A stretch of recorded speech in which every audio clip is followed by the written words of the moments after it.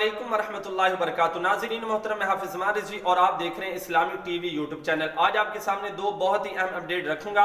पहले नंबर पर अल्लामा साद हुसैन रिज़वी साहब की नजरबंदी के हवाले से और दूसरी अल्लामा साद हुसैन रिज़वी साहब की रिहाई के हवाले से। पहले हमने अपनी वीडियो के अंदर बताया था कि अल्लामा साद हुसैन रिज़वी साहब की नजरबंदी की जो समाअत थी वो पिछली जो नजरबंदी थी उसकी समाअत थी जो कि ना नई हुई है।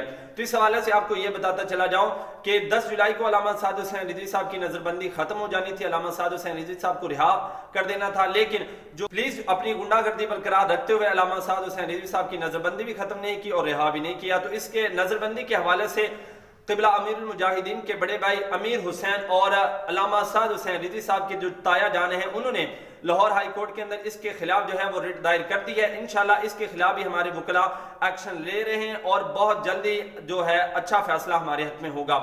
अब दूसरे फैसले की तरफ आते हैं कि अल्लामा साद हुसैन रिज़वी साहब को लाहौर हाई कोर्ट ने तो रिहा कर दिया था, लेकिन उसके बाद फिर रिहा क्यों नहीं हुए? सुप्रीम कोर्ट और सेक्रेटरी गवर्नमेंट जो है उन्होंने अदालत के जो अहकाम थे उनको पैरों थले रौंदते हुए अल्लामा साद हुसैन रिज़वी साहब को रिहा नहीं किया और फिर अदालत ने उनके खिलाफ एक्शन लिया और उनके खिलाफ नोटिफिकेशन जारी कर दिया है और इंशाल्लाह जो फतह है वो हक की होगी और तमाम कारकुनान जो है वो सब्र और तहम्मुल के साथ रहें। इंशाल्लाह बहुत जल्द है वो हमारे हक में फैसला आएगा और जो हमारे कायदे हैं इंशाल्लाह बहुत जल्द हमारे दरमियान होंगे। वो कला इसके खिलाफ जो है वो एक्शन ले रहे हैं और दिन रात एक करके वो जिद्दोजहद कर रहे हैं। तमाम जो कारकुनान हैं वो दुआ करें। इंशाल्लाह मिलते हैं एक नई वीडियो के साथ, तब तक के लिए अल्लाह हाफिज। लब्बैक लब्बैक लब्बैक या रसूल अल्लाह।